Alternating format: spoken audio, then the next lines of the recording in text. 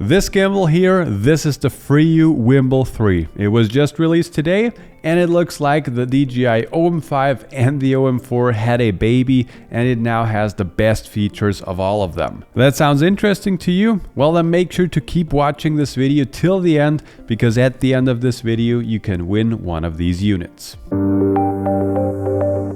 Hey, what's up everybody, Julian from smartphonefilmmakingpro.com here, the ultimate online course about smartphone filmmaking. And today, like I said in the intro, we will be talking about this gimbal right here. And yes, I have to say it does look very similar to the DJI OM4, but it also has some of the cool features that only the OM5 has, and it also has some cool features that only the iSteady V2 has. So this gimbal packs a lot of different features that some other gimbals have, but this is the only one that packs them all. So first off, let's start with a few hard facts about this gimbal. It weighs 387 grams and it can carry up to 260 grams. So when it comes to the weight, I think this is pretty much exactly the same weight like the DJI OM4, for example. And when it comes to the payload, it is 30 grams less than the DJI OM4. So it's definitely not the gimbal that has the highest payload of them all. So this is definitely a gimbal that will only work with a smartphone and with no add-ons. Next up, what is pretty cool about this gimbal is it does have an extension rod. So like I have said before, it has some of the features of the DJI OM5, and this is what I was talking about. The gimbal has a battery life of around about 10 hours, which is also the industry standard.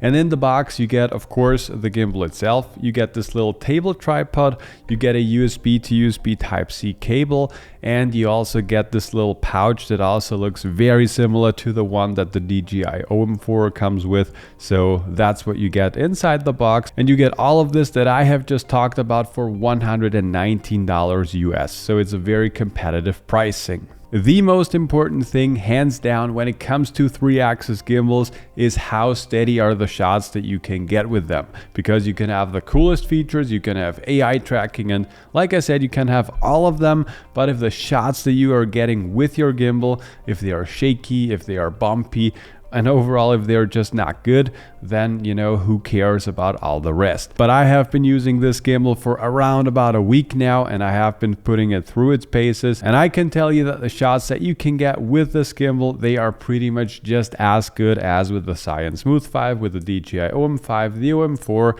and pretty much all of the other gimbals that you can buy at the moment. So generally speaking, when it comes to the smoothness, I think there is no difference between this gimbal and any of the other better known gimbals. But again, probably the most important thing when it comes to getting smooth shots with a gimbal is your skills. So you have to know how you can get smooth shots with your gimbal. You have to do the ninja walk, you have to be in the right frame rate, you have to be using the best lenses for these gimbal shots, and so on. And in case you're interested in learning more about all of these technical things, you can check out the first link below that like button. That will bring you to our totally free webinar where I share the top 5 secrets to shooting cinematic videos with your smartphone. But next up, let's talk a little bit more about the extension pole. I have mentioned it briefly before. It's kind of similar to the one that you have on the DJI OM5, for example. I think it's maybe a little shorter, but I might also be wrong about that. The idea behind this is, you know, you have an extension pole so you can get the phone further down without you having to bend down. So for example, when you want to get some low angle shots, I don't know, if someone running or walking or whatever it might be, you can just use it like this, turn the gimbal upside down. That works also just fine. And then you will not have to bend down that much and you will still be able to get some cool, nice looking low angle shots. I have tested this and I found that it works pretty well. I did not have any real issues with that. And something that I also like about this gimbal compared to the DJI OM5, for example, is that you still get a good grip. It's not like this super small, tiny grip that's not, you know, very grippable like the OM5. I think when it comes to the design, you get basically a DJI OM5 in the package of an OM4. And if you have been following the channel for a little longer, you know that I'm not a fan of the OM5 when it comes to the design and the build quality. And I think what Freiyu did here with the Wimble 3 is very nice because you, like I said before, you basically get the best out of both worlds. To be honest, I have to admit that I personally am still not the biggest fan of using these extension poles because I still feel like, you know, just attaching a monopod at the bottom here still offers more,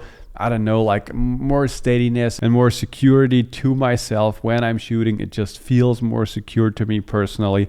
But again, for a lot of people, this is very nice. Also, when you're making some self-portraits and selfies and all that stuff. For these kind of thing, it's just nice. But I just feel like, you know, for professional video shooting, I don't need that personally, to be honest. On the gimbal itself, you also have several different buttons, and depending on what buttons you press, you get different features. It's basically like on the DJI OM5, when you press this twice, this gets, you know, set back to the default. If you press it 3 times, nothing happens.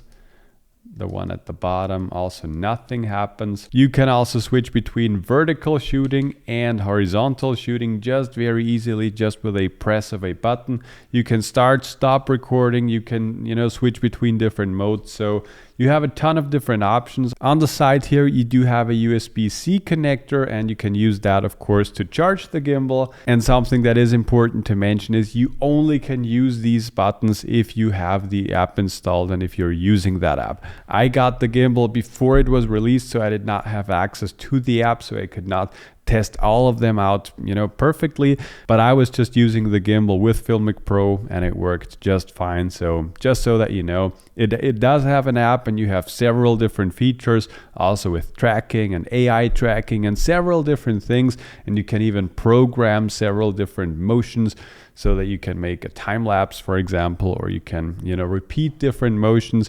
But like I said before, I was just using Filmic Pro and it worked just fine. So what is the conclusion? What are my first impressions of the Freiyu Vimble 3? Well, I have to say this is a very nice gimbal. Like I said before, it reminds me very much of the DJI OM4, you know, having a baby with the OM5 sort of. Like I said, for me personally, it has, you know, the best features of both of them. And yeah, the build quality is pretty nice. It's also only $119, so it's a lot cheaper than the OM5, for example. And yeah, when it comes to the overall results, like I said, I think they are pretty comparable. There is no big difference between them. And yeah, in case you're searching for a gimbal, I can definitely recommend that you check this one out. Is it better than the Smooth 5?